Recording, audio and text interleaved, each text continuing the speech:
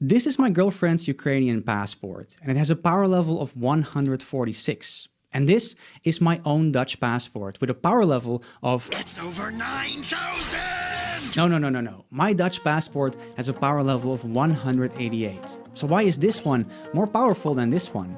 Well, in this video, I'm gonna tell you why. I'll show you some of the most powerful passports in the world. And on the complete opposite side, we'll also talk about the worst passport to own. Before we dive into the rankings, I need to give you a little bit of context. I promise it won't take long, but I want to at least explain how the scoring of these passports actually work.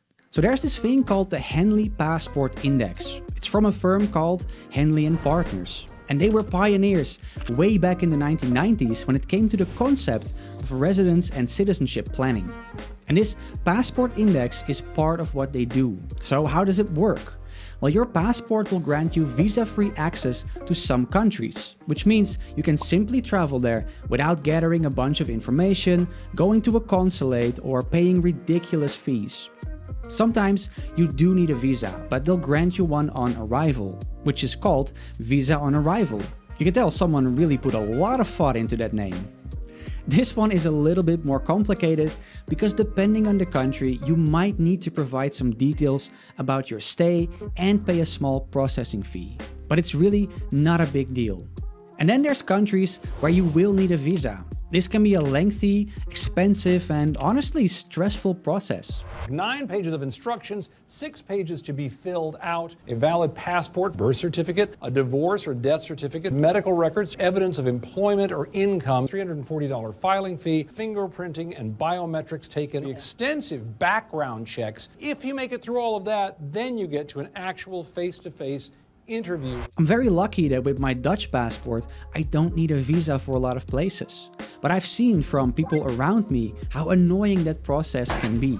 Visa, by the way, stands for Visitors International Stay Admission. So there you go. Now you know. You can throw out this random fact the next time you're at a party. You're welcome. For every visa-free and visa on arrival country you can visit, Henley adds a score of 1 to your passport. So in the case of the Netherlands, I can visit 148 countries without a visa. 29 countries give me a visa on arrival, and for 11 countries I need an electronic travel authorization, which is a simple form I can fill in online. That's why my Dutch passport gets a score of 188, because I have easy access to 188 countries. So now that you understand how this Henley Passport Index works, I'm gonna dive straight into the number 3 spot, which is a shared position between Sweden, South Korea, Luxembourg, Japan, France, Finland, and Austria. All of these countries have an index score of 189, which means they have visa-free or visa on arrival access to 189 countries. South Korea has actually been on a steady climb upwards. They came from the 13th spot in 2010, and recently they've been consistently placing 2nd or 3rd. Japan is also interesting because for the last 5 years, Japan was actually the number 1 passport on this list. And after 5 consecutive years, this is the first time Japan has dropped from that number 1 position. On the number 2 spot, we have again a shared position between Germany, Italy, and Spain, which means passport holders of these countries can visit 190 countries, either without a visa or with a visa on arrival. There's nothing really crazy going on here. Germany used to be in the top position a couple of years back, from 2014 to 2017. Spain has also been on a slight upwards trend, and Italy has just been kinda hanging around the same spot. That brings us to number 1, the most powerful passport according to the Henley Passport Index, which is Singapore. Singapore has also been climbing. Since 2010, they've been steadily creeping up their ranking, and now they are in the number 1 position with easy access to 192 countries. That is 85% of the entire world that people from Singapore have access to. But why do these rankings change? How is it possible that Singapore has been climbing up the ranking since 2010, while some other countries have been dropping down on this ranking? There's a couple of factors that come into play here. The biggest one that determines whether or not people need a visa to travel from one country to another is the diplomatic relationship between those two countries. Countries that are closer, with similar cultures and values, that have been doing business with each other, are usually in a good relationship. There's no tension there, so people are likely able to travel back and forth without needing a visa. A very clear example of this is Russia. They've never been super high on this list anyway, but in 2014 they were number 38 on the passport index. Of course, this was the year Russia invaded and annexed Crimea from Ukraine, and they dropped from 38 to 50 on the passport index.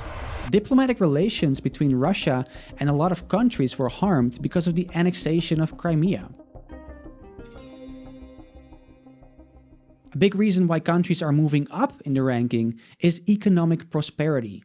If a country is wealthy, it makes sense other countries want to allow visa-free access because they want to A, have a good relationship with that wealthy country, because everyone wants to be friends with their rich guys, or B, they don't mind people from that rich country visiting. People coming from prosperity are less likely to overstay in any place they might visit. Speaking of wealth, the research team at Henley and Partners found a correlation between a country's GDP per capita, which is the gross domestic product per person, and their position on the passport index. Looking at these graphs, you can see that all countries with a higher GDP per capita are also found higher on the passport index ranking. And even though, this is not fair, it is the reality. This means people who live in a wealthy country automatically have more freedom to travel wherever they like. And almost at the bottom of this graph, and at the actual bottom of the Henley Passport Index, is Afghanistan, which has been in a decline on this ranking since 2006. The Afghan passport only scores 27 points, which means you can visit 27 countries visa-free worldwide. And just to give you an idea, the majority of those countries you can visit are also here in the bottom part of this graph. People with an Afghan passport are excluded from all of the major economies. The state of economy in Afghanistan is very frightening.